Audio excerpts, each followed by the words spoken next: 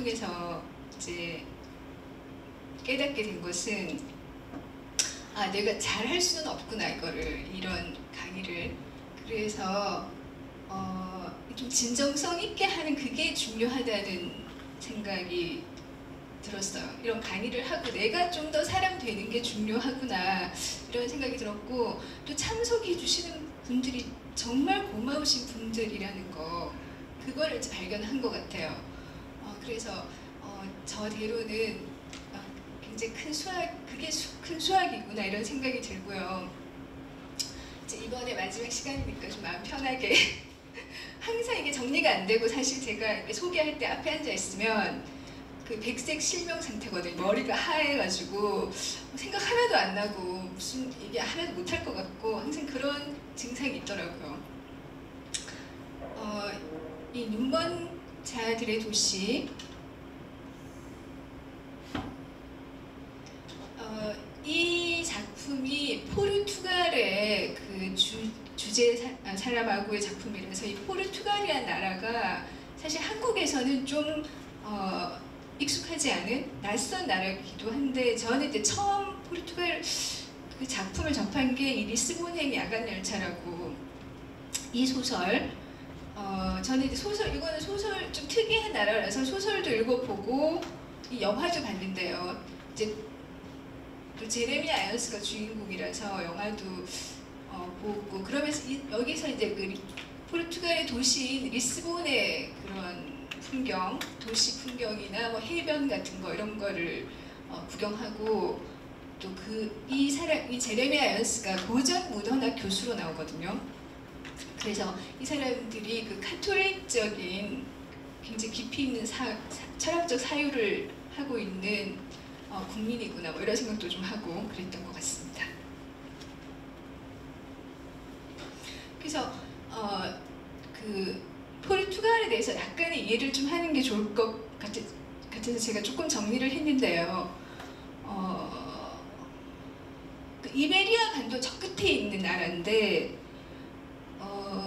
역사가 또 고난을 많이 겪었더라고요.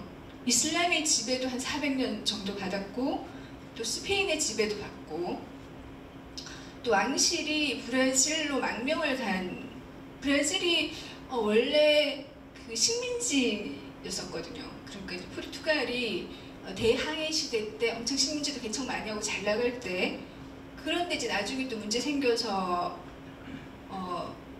왕실이 이동할 정도니까 거의 나라가 이제 위태로운 상태였겠죠. 그러니까 제가 이제 몇 년 전에 그 세계 연극학회의 발표하러 브라질 상파울루 대학에 간 적이 있었는데, 거기가 포르투갈어를 쓰더라고요. 그래서 남미에서 왜 이제 이걸 쓸까 이렇게 생각을 했는데, 이런 인연들이 이제 있는 거죠.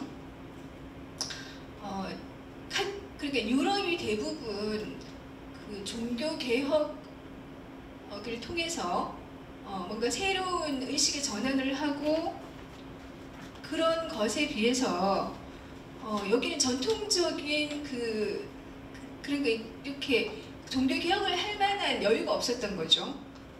그래서 로마 카톨릭 인구가 거의 어떤 데는 한 85%라고 그러고, 어떤 자료에는 한 96%라고 하고, 그 대부분 국민들이 이제 로마 카톨릭의 그런 몸담고 있는 그런 나라고요. 또 우리나라는 좀 약간 비슷하게 오랜 군부 독재도 겪었고,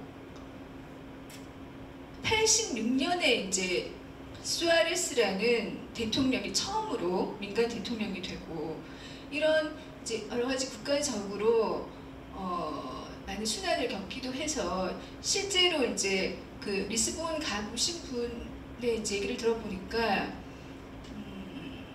거의 다 농촌이고요. 그 농촌의 풍경이 굉장히 아름답다고 하더라고요. 전통 유럽의 그런 그 분위기가 그대로 남아있어서 이게 추천하는 여행지기도 한 거죠. 덜 현대화된 그런 도시라서.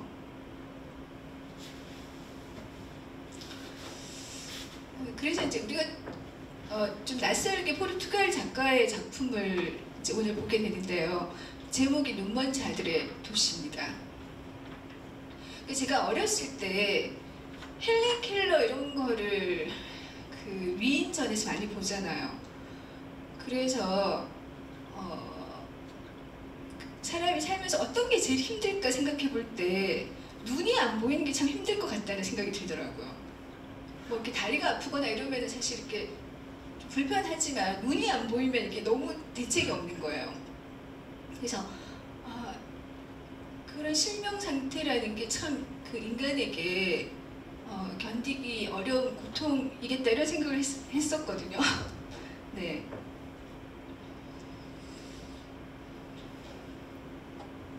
그리고 이 실명을 다룬 이제 유명한 고전은 오이디푸스 왕이죠. 오이디푸스 왕이 그 스핑크스의 수수께끼를 풀 만큼 정말 그 스마트하고 머리가 좋고 지혜로운 왕이었지만 사실 그 자기 자신을 몰랐던 거였죠. 자기가 바로 자기가 그 색출의 명령을 내린 잡아서 추방하려고 했던 그 아버지를 죽이고 어머니와 결혼한 그 사람이라는 걸 몰랐다는 거,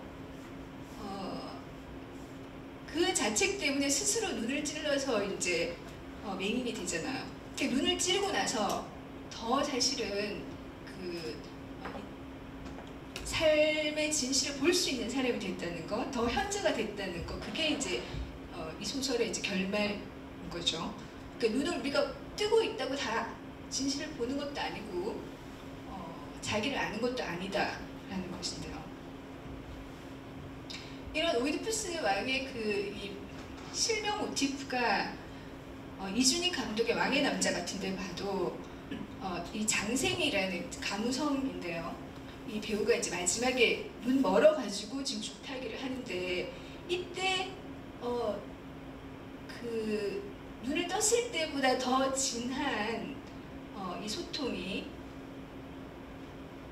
이 줄타기에서 이루어지거든요. 그러니까 이런 것들을 보면은 우리가 이렇게 보고 있다는 것이 반드시 더 좋은 상태라고 할 수는 없다. 오히려 안 보이는 것에서 더 진실은 보일 수 있다. 그런 주제를 담고 있는 거죠. 그러니까 눈이 멀고 나서 비로소 보이는 것도 있다. 이런 것이 이 작품에서도 약간 주제에 해당하는 것이기도 한 것 같습니다. 이 주제 사람하고는 1922년에 태어나서 2010년 87세에 돌아가신 그 노벨 문학상 작가이기도 하죠.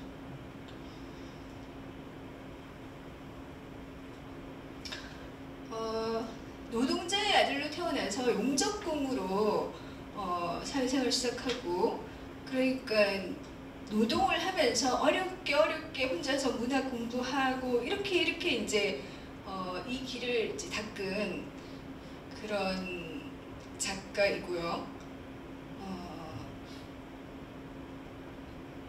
이 누만자들의 도시는 실명한 사람들의 이야기를 통해서 본다는 것에 의미를 묻고 있는 소설이고요. 47세에 첫 작품 내기는 했는데 그 다음에 계속 작품들이 인정을 못 받다가 60세에 처음으로 작가로서 인정을 받고 데뷔를 했다고 합니다. 그러면 평생 동안 갈고 닦고 수련을 한 거죠. 네. 그래서 드디어 한 16년 후에 그러니까 노벨 문학상 수상하는데 그 작품은 수도원의 비망록이라는 작품이고요. 98년에 받았습니다. 근데 이 작품을 받을 때 그 전에 썼던 예수의 제2복음, 우리나라 번역으로는 예수복음이라고 되어 있는데 그 작품이 너무 그 교황청에서 봤을 때는 신성모독인 거죠. 그러니까 예수를 너무 인간으로 그려가지고 그러니까 이제 처음에 이렇게 예수가 십자가를 달리는 거기서부터 해가지고 성경적인 주제를 그 자기식으로 다시 쓰기를 했는데 예수에 대한 해석이 철저하게 인간 예수 그렇게 그려서 교황청에서 노벨 문학상 받으면 안 된다고 오히려 그렇게 반대를 하고 방해를 했을 정도로 이제 그런 작품을 나오기도 했습니다. 그러니까 사실 이 사람도 좀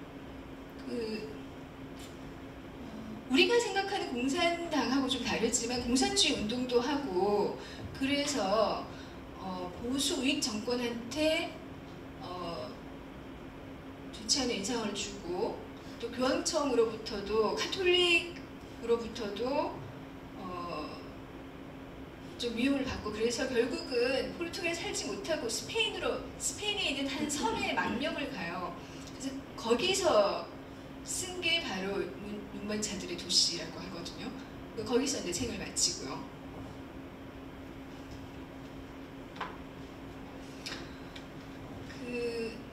이 소설은 결국은 예술 작품이니까, 예술 작품은 항상 오리지널리티가 있어야 되는 거죠. 독창성. 그러니까 계속 낯설게 하기 위한 새로운 가치를 새로운 방식으로 담아내려 노력이 있어야지 그게 이제 참된 예술 작품이니까. 이 눈먼 자들의 도시에도 보면은 우리가 익숙하지 않은 그런 소설 문법들이 보이잖아요. 문장 부호, 뭐 따옴표 이런 게 없어요. 그리고 누가 말했다 이런 게 없으니까 이 줄은 이 사람이 말했겠지. 그걸 계속 이제 자기가 따져가면서 읽어야 되거든요. 신경 많이 쓰이게 하는 소설인데, 그래도 그 또 맛이 있더라고요. 그게 또 새롭기도 하고.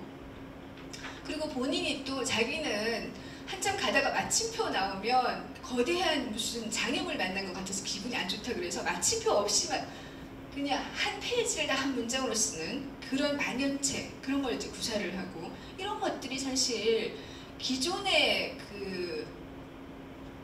누구도 시도하지 않았던 새로운 소설 문법이라서 엄청 신선하기도 하고, 그런 것들을 이제 노벨 문학상 위원회에서 다 이제 고려를 했을 것 같습니다.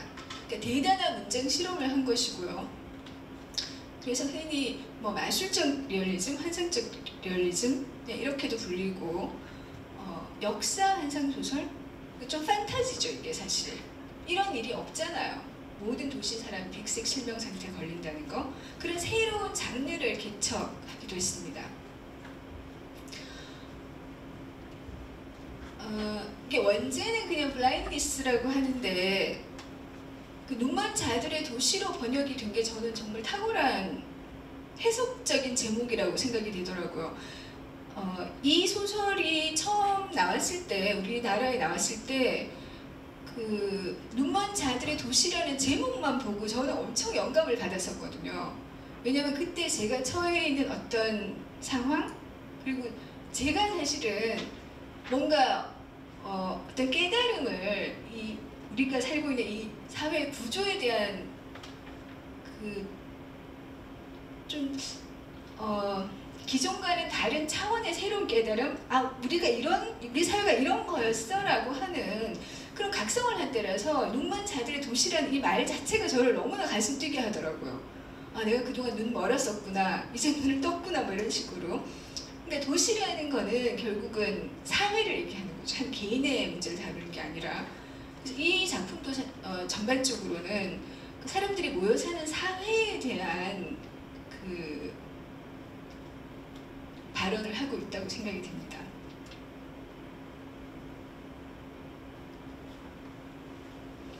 감염병 상황인데 어떤 사람이 대낮에 운전하고 가다가 갑자기 눈이 먼 거예요.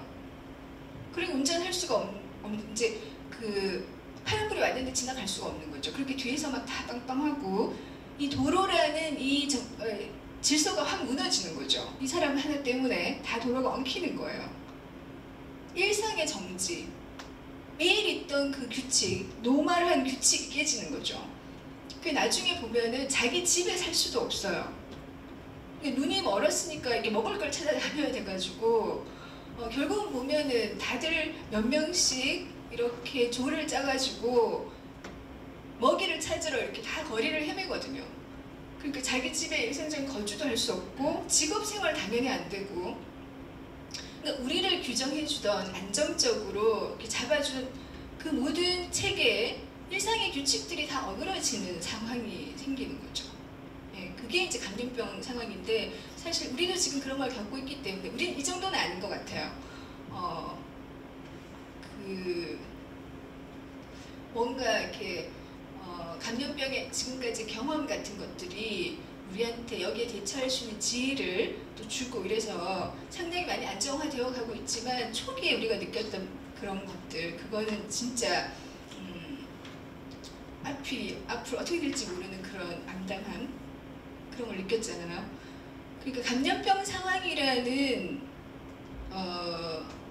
일상의 정지 상태를 통해서 그때 인간이 어떻게 행동하느냐를 이제 드러내고 있는 거죠.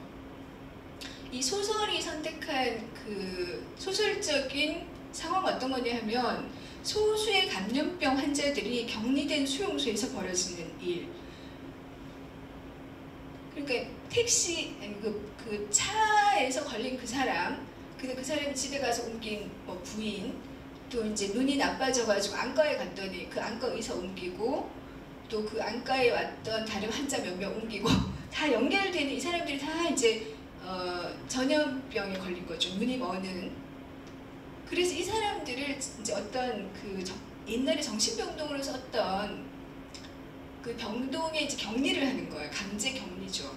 그래서 그 안에 강제 격리된 그 상황에서 이 사람들이 어떤 행동을 하는지를 이제 추적하는 게 이 소설의 내용입니다.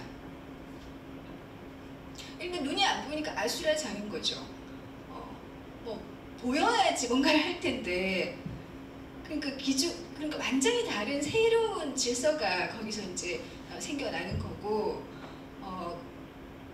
우리가 잠재적으로 가지고 있던 인간 내면의 어떠함이 다 그냥 드러나는 이제 그런 상황이 이제 생깁니다.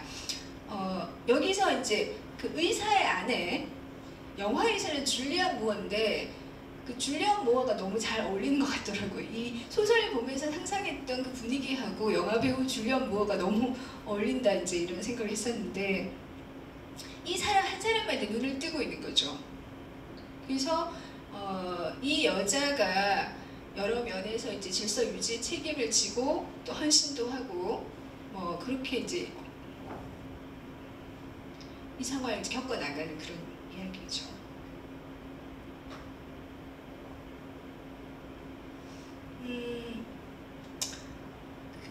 이러한 재난이 인류를 지금까지 어떻게 바꿨나? 사실은 엄청 많이 바꿨더라고요. 그러니까 우리가 코로나 이후에도 엄청 변화될 거라는 거를 이제 상상할 수 있는 거죠. 지난번에 우리가 봤던 거는 1388년 이탈리아 페스트였는데 이게 이제 1517년 그 루터의 종교 개혁에 간접적 영향을 줬다고 할 수 있다면은 그 리스본이라는 데가 유럽에서 되게 유명한 것이 지진으로 유명한 거예요.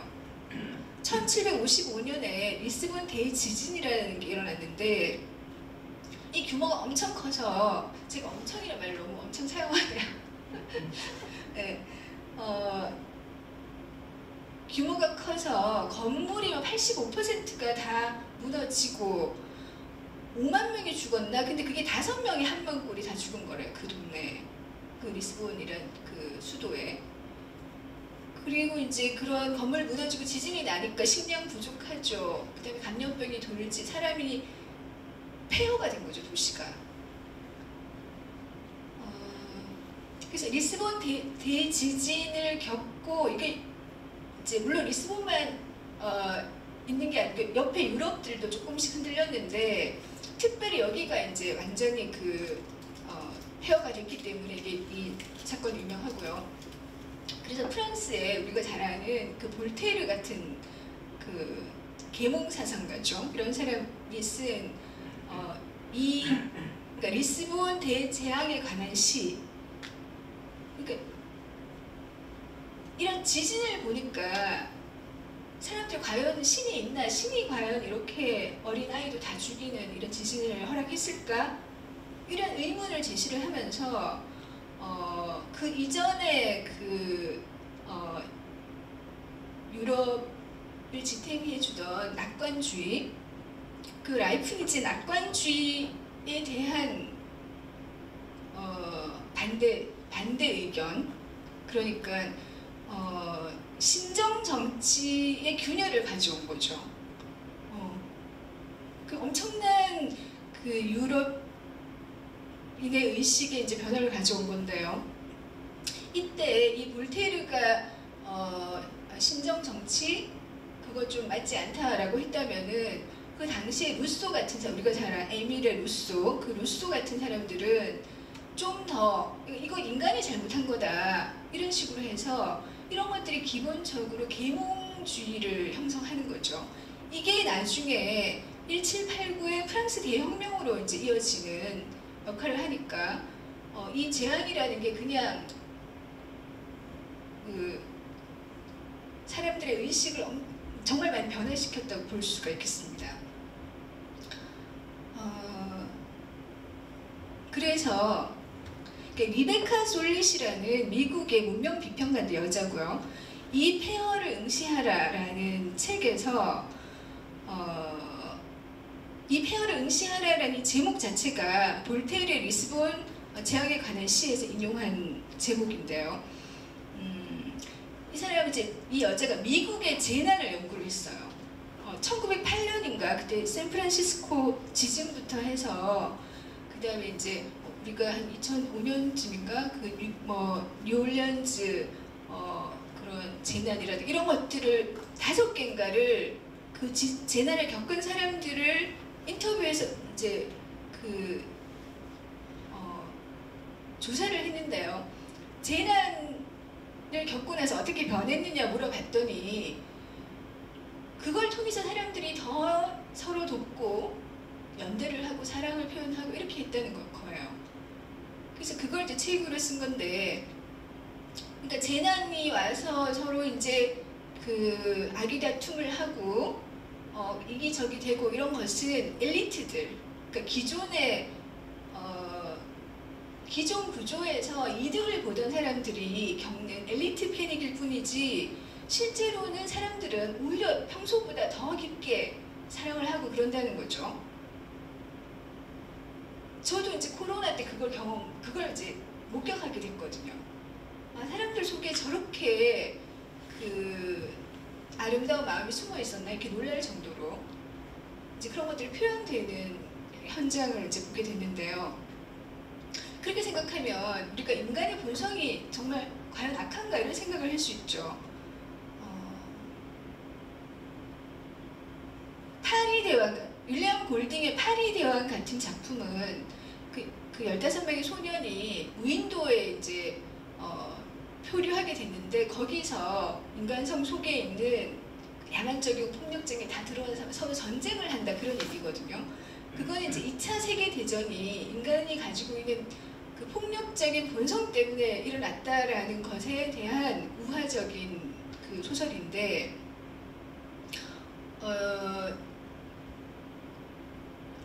그 작품을 보면 사실 저는 약간 그러한 의문을 가지기도 했어요. 그렇게 됐을 때 실제로 사람들이 그렇게 폭력적인 게 나올까? 어떨까 궁금하긴 했었는데 원래 우연히 어떤 외국 잡지에서 기사를 봤는데 호주에서 실제로 이제 무인도에 표류해서 이런 똑같은 파리 대왕하고 똑같은 경험을 한 사람들이 이제 자기들의 경험담을 썼는데 정말 반대인 거예요. 자기들은 너무 서로 이제 돕고 그렇게 해서 지금 나이가 80대인데 아직도 서로 연락을 하고 친하게 지낸다는 거예요. 그러니까 파리 대왕은 소설이라면 이거는 실제인 거죠. 이렇게 봤을 때 그 위기 상황에 인간을 몰아넣었을 때 인간성 속에 있는 악한 것이 나올 것인가 아니면 선한 것이 나올 것인가 여기에 대해서 그 소설들이 말하는 건 대부분 악한 게 나오는 거거든요. 그래서 이제 그것이 소설적인 개연성, 그냥 probability에 불과한 것인지 상상력에 불과한 것인지 아니면 실제 그런지 이런 거 약간 한 번쯤 생각해 볼 문제이기는 한 것 같아요. 예, 리베카 솔릿이고요. 이 소설의 이제 주제는 이런 것입니다. 우리는 눈뜬 장님이다. 눈은 뜨고 있지만 사실 볼 걸 못 보고 있다 이거죠. 그리고 볼 걸 못 보고 있는 것뿐만 아니라 보고 싶지 않은 것은 보지 않으려고 한다. 그러니까 보고 있지만 사실은 감고 있는 거죠. 우리는 눈을 뜨고도 무엇을 못 보고 있는가? 이 책에서 얘기하는 거는 이기적이고 폭력적이고 남을 지배하려고 하는 그런 것이 우리 자신이다. 그걸 못 보고 있다는 거죠. 우리가 이 문명사회에 살면서 여러 가지 그런 것들을 감출 수 있는 장치들이 있잖아요. 자기 집에서 안락하게 가려놓고 여러 가지 벽들에 또 조직 문화에 다 숨어 있으니까 우리 내면에 있는 그런 것들이 드러나지 않아서 그렇지 실제로는 우리의 그 현실은 실제는 엄청 사실 이기적이고 남 잘 되는 꼴을 못 보고 남을 꼭 밟아 눌러야지 직성이 풀리고 그런 사람들이라는 것이죠. 그거를 못 보고 있다. 네.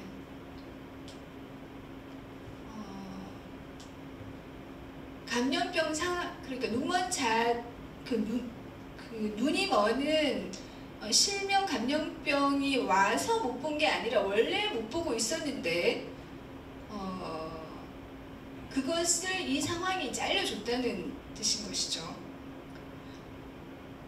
그래서 이 작품에는 개인의 문제도 있지만 실은 눈먼 사람들이 눈먼 사람들을 통치하는 정부에 대한 비판이 들어있습니다.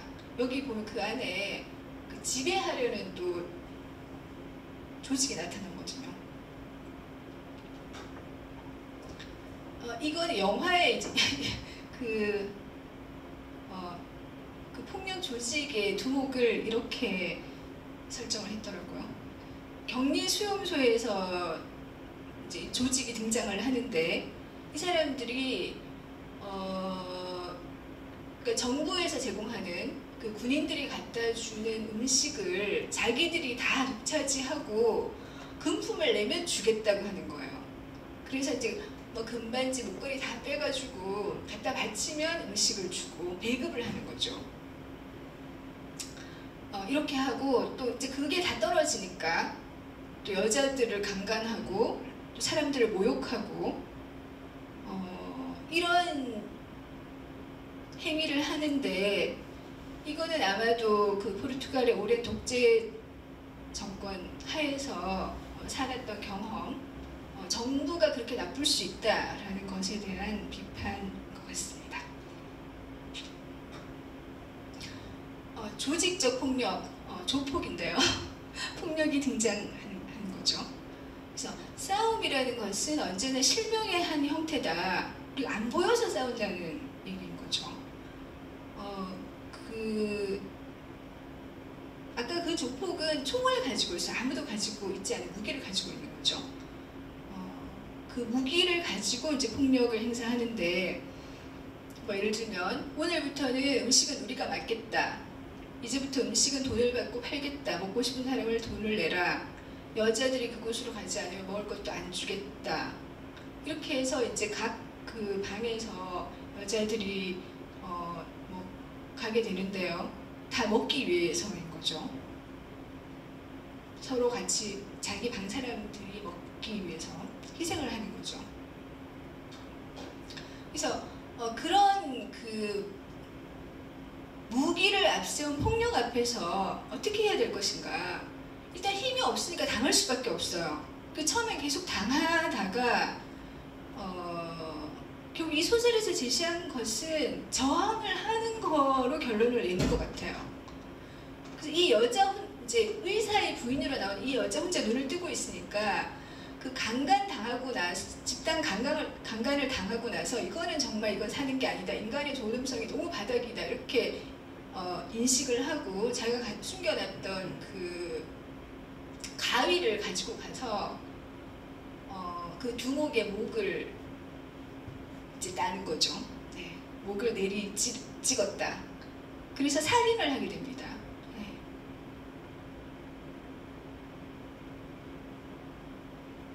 이게 저항이에요. 첫 번째 저항. 저항을 한 사고 방식이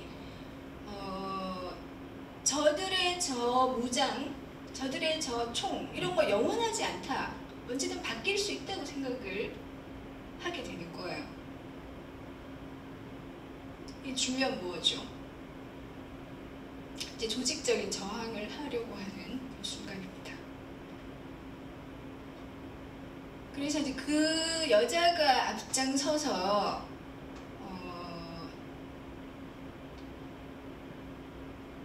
일종의 혁명을 하게 되는데, 나중에 보니까 바깥에서 이 격리 수용소를 지키던 군인들도 다 눈이 멀어서 다 없어졌어요. 사실은 다 없는데 그냥 갇혀 있었던 거죠. 그걸 알게 돼요. 의식이 깨니까 이제 그걸 발견하게 되는 거죠. 그래서 의사의 아내는 큰 목소리로 그들이 자유라고 외쳤다. 처음으로 자유라는 단어가 나옵니다. 여기서 보면은 저항을 통해서 자유를 획득한다는 그런 사고가 이제 담겨 있는 거죠. 이 여자가 이제 처음으로 그렇게 하고, 그 다음에는 또 딴 여자가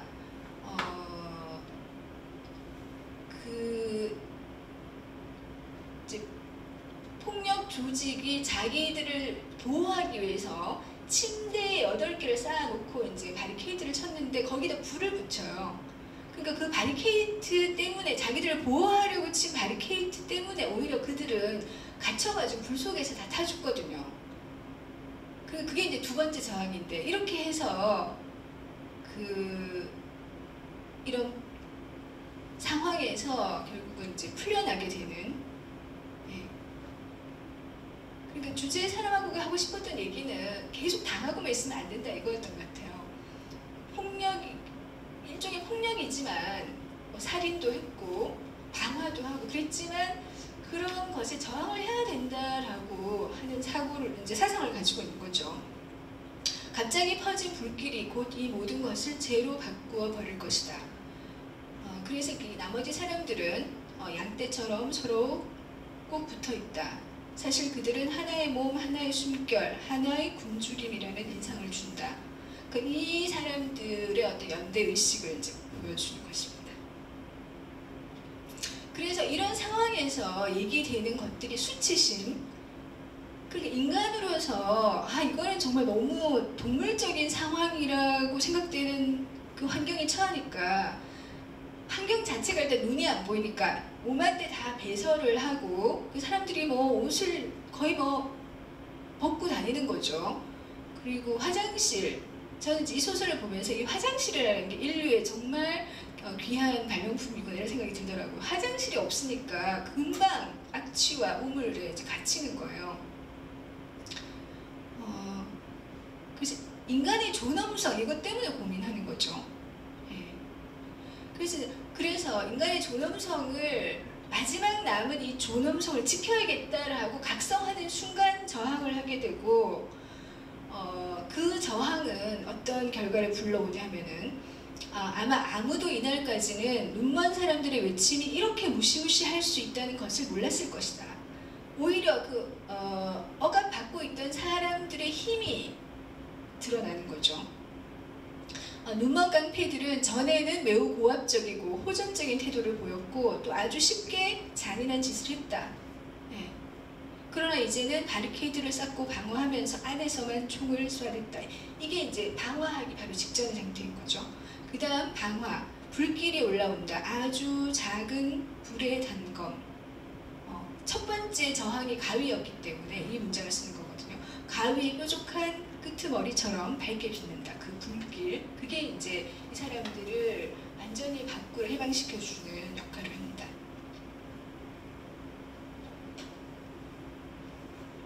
그래서 이제 거리로 나와요. 거기 격리 수용소에 해방이 됐기 때문에 거리로 이 방 사람들이 서로 이제 어깨를 걸고 서로 놓치면 안 되니까 거리로 나와 보니까 이 도시 사람들이 처음엔 자기들만 병이 걸린 줄 알았는데 나와 보니까 모든 사람이 다 걸린 거예요. 그래서 모든 사람이 다 눈이 안 보이니까 도시가 하나도 작동하지 않는 거죠. 일단 교통수단이 이제 비행기라던가 자동차, 버스 이런 게 다 일단 안 되고 그냥 그러면 도시가 하나의 들판처럼 돼서 눈먼 사람들이 어깨를 겹고 서로 이제 유목민처럼 먹이를 찾아다니는 그런 풍경이 펼쳐져 있게 되는 거죠. 그때 무슨 생각을 하냐면 이렇게도 계속 살 수는 없다. 어떤 조직이 있어야 된다는 생각을 해요. 그러니까 이 소설에서 조직이라는 단어는 상당히 의미가 있는 단어가 되거든요. 우리가 제대로 된 조직체를 만들지 않으면 굶주림과 공포가 이곳을 지배하게 될 거예요. 네. 사실 문제는 조직이다. 첫 번째가 먹을 것이요. 그 다음이 조직이다. 둘 다 사는 데는 불가결한 것이다. 믿을 만한 사람들을 골라 그들에게 책임을 맡기는 것. 그러니까 어떤 조직이 필요하고 선한 지도자, 역량 있는 지도자가 필요하다고 이제 생각을 하는 거죠. 그래서 그 밖에 나와서 사람들이 이제 유목민처럼 떠돌아다니는 광경을 보고 이렇게 얘기를 합니다. 가장 큰 문제는 우리에게 조직이 없다는 거야. 각 건물마다, 각 거리마다, 각 지역마다 조직이 있어야 해. 그러니까 이제 의사의 말인데 아내가 정부가 필요하다는 거로군요. 아내가 말했다. 조직이 있어야지. 인간의 몸 역시 조직된 체계야. 그렇죠. 우리가 이 각 세포와 이 뼈와 이것이 잘 조직이 돼서 몸을 구성하고 있으니까 조직이라는 것은 우리의 생명처럼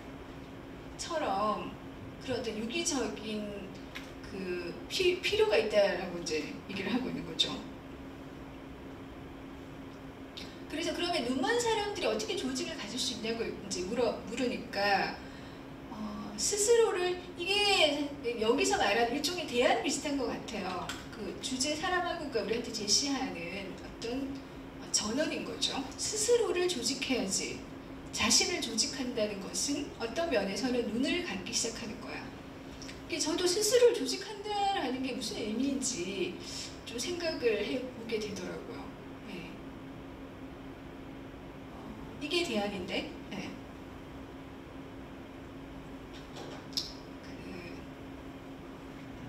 스스로를 조직한다.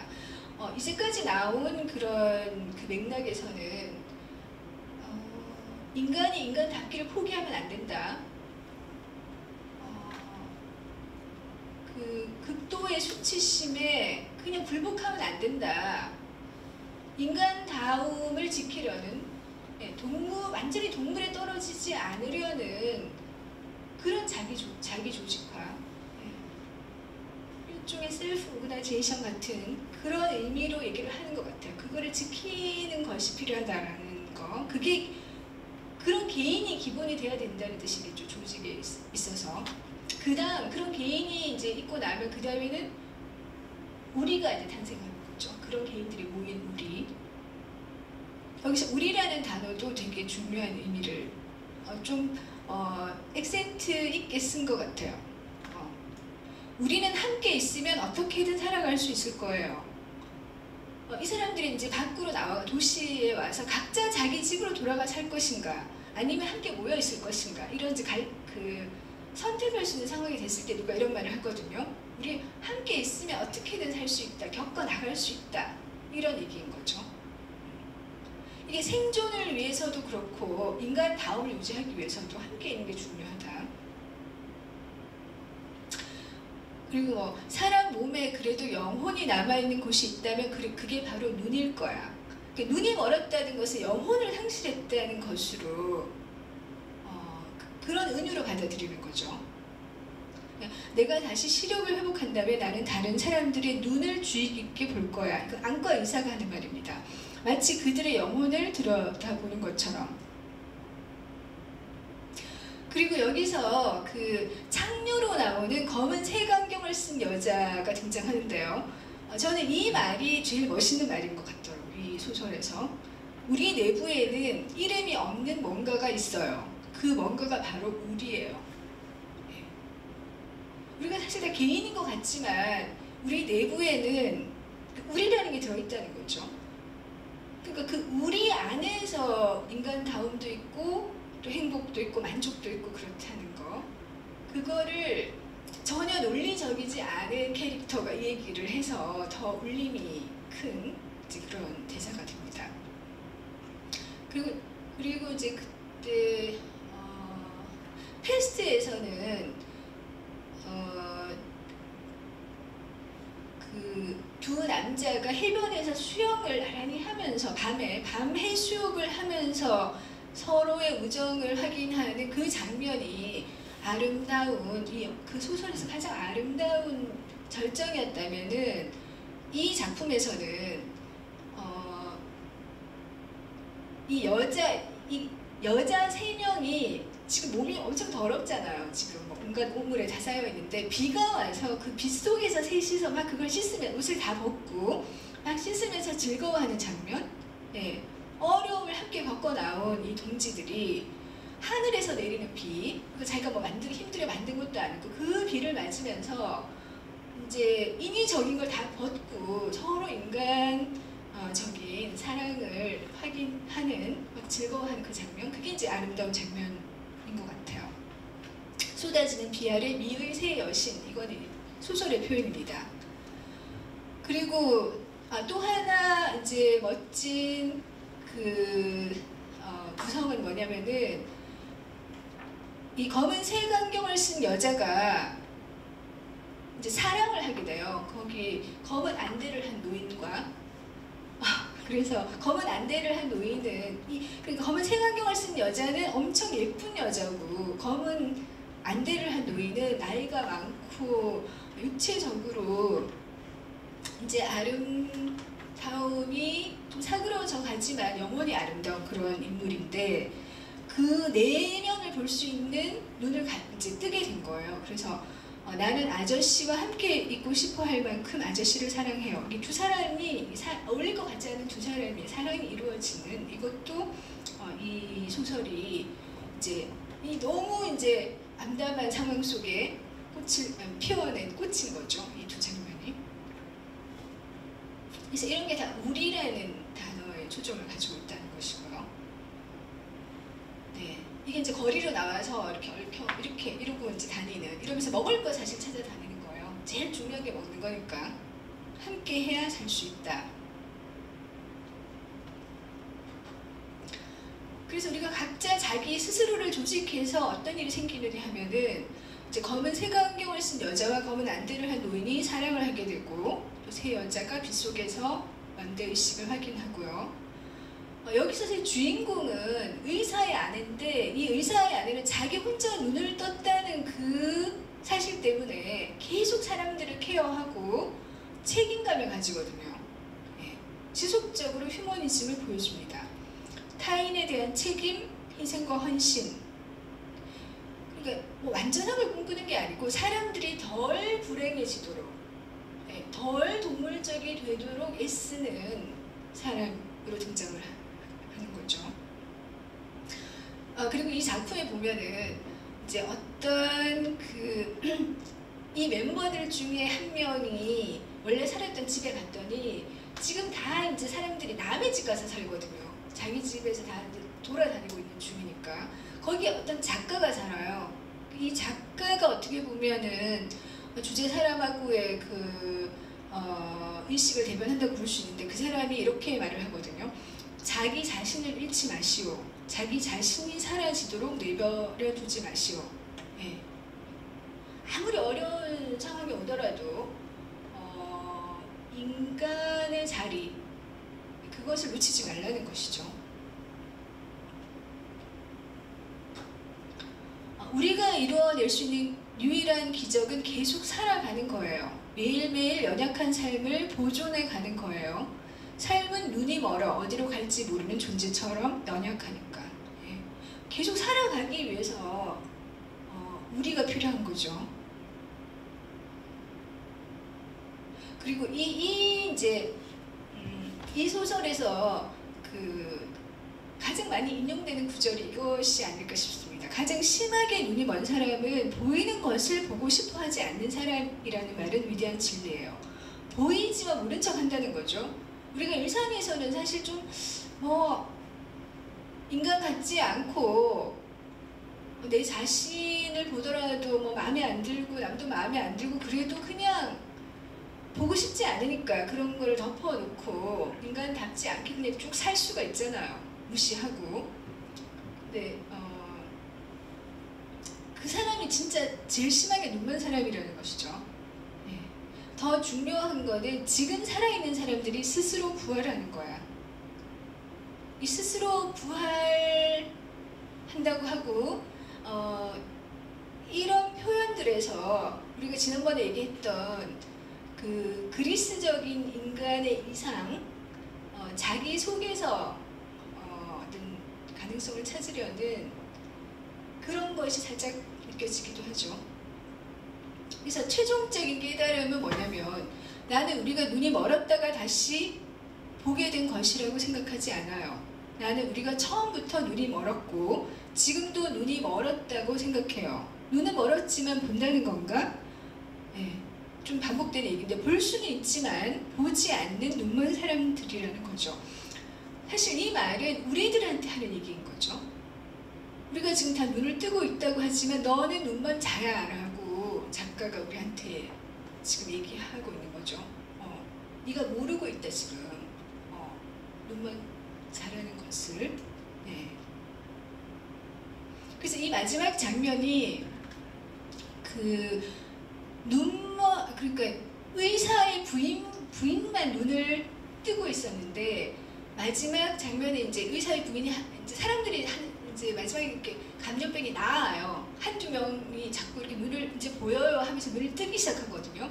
근데 갑자기 의사의 아내가 하늘을 쳐다보니까 하늘이 하얀 거예요. 그래서 이제 내가 눈이 머나 생각하는 순간 다시 고개를 아래로 내리니까 도시가 보였다 이렇게 나오거든요. 그것은 우리와 연결하려는 의도인 것 같아요. 지금 눈 뜨고 있는 우리 언제 눈 멀지 모른다. 이거는 감염병 소설의 그 그러니까 선배라고 할 수 있는 패스트에도 마지막에 그렇잖아요. 그 패스트균이 거기서 이제 패스트가 다 나와가지고 사람들이 거리에 나와서 막 축하하고 이러는데 제일 마지막 장면에서는 그 패스트가 어딘가에 잠복해 있다가 언젠가 또 사람들을 일깨우기 위해서 기어 나올 수 있다라는 암시를 하잖아요. 이것도 끝은 거기서 배운 건지도 모르겠지만 그렇게 이제 이렇게 맺고 있더라고요.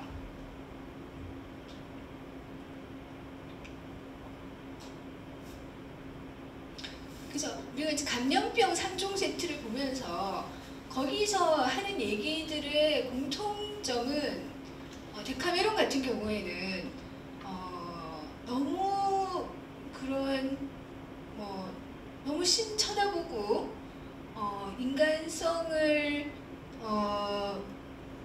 그렇게 무시하고 훼손하며 살지 말고 인간성 속에 있는 어떤 것들을 드러내고 거기 이제 좋은 것들이 많이 있다. 인간이 가지고 있는 그런 어떤 주름을 하나도 없이 다 펴라는 그런 얘기. 그런 얘기를 하고 있고 또 그러니까 인간이 중요하다 이거죠. 신보다 인간이 중요하다라는 메시지가 공통으로 있고 재난을 통해서 깨달은 것이 그 다음에 그 인간의 연대가 중요하다. 그 인간이 서로 연합해서 우리 안에서 인간은 참된 행복을 찾을 수 있다라는 메시지가 공통적으로 다 들어있는 것 같아요. 그러니까 재난이 어떤 관념적인 것들을 깨뜨리고 더 실제적인 것, 우리 삶에 더 긴박한 절실한 어떤 가치를 드러내준 거라고 볼 수가 있겠죠. 그래서 우리도 그 비슷한 전 세계적인 팬데믹이니까 이 코로나19라는 거는 그런 재난 한가운데 우리도 여전히 그 역사 속에 우리도 지금 놓여져 있는데 이런 역사 속에서 우리는 어떤 계시를 받을 것일까? 이전에 이제 선배들은 그런 걸 깨닫게 된 거죠. 우리도 이제 재난의 경험이 좀 비슷한 것 같아요. 이 재난을 통해서 그 사람들 그 속에 들어있는 이웃을 돕고자 하는 마음, 자기를 희생하고 헌신하고 책임지려고 하는 마음들이 더 구김없이 표현되는 현장을 만들어준 것이고요. 그거를 통해서 어쩌면은 좀 더 그러니까 좀 더 행복해졌다고 하면 이상하지만 좀 더 진실한 어떤 마음의 교류 그런 걸 느끼는 것도 맞는 것 같거든요. 그래서 병에 걸려서 많은 사람들이 죽고 이런 거 분명히 비극이지만 거기서 새로운 그 가치를 이제 퍼올리는 것, 발견해내는 것, 그런 현실도 분명히 동반하고 있다고 생각이 되고, 이제 우리가 이제 산업적으로나 문화적으로 어떤 변화를 이제 겪을 것인가 이런 것들도 많이 이제 진단이 되고 있지만, 그냥 우리가 한 어떤 인간으로서 우리는 이제 어떤 변화를 겪고 있는가, 이것을 통해서 새로운 시대를 맞이할 것인가를 이제 제가 생각해 봤을 때 그런 것들은 곧 이제 새롭게 이웃의 발견, 우리가 너무 발전하고 성장하고 앞으로 나아가느라고 바라볼 수 없었던 옆사람, 네.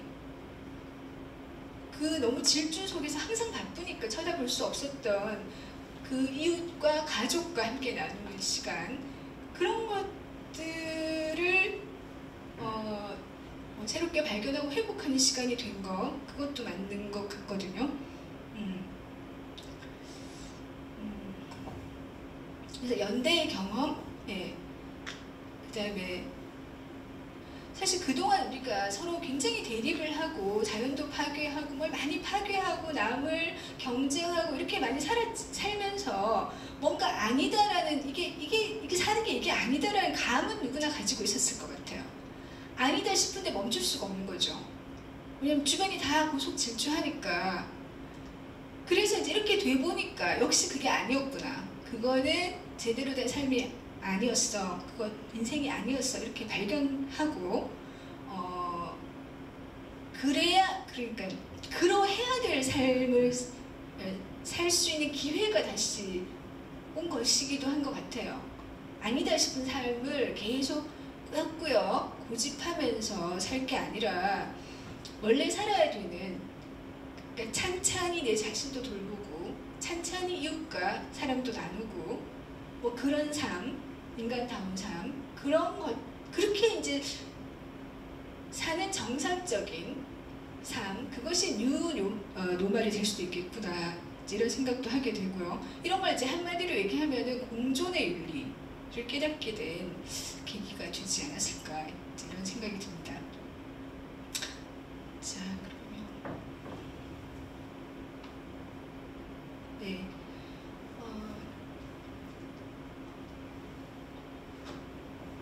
그럼 이제 제 얘기는 여기까지 하고요.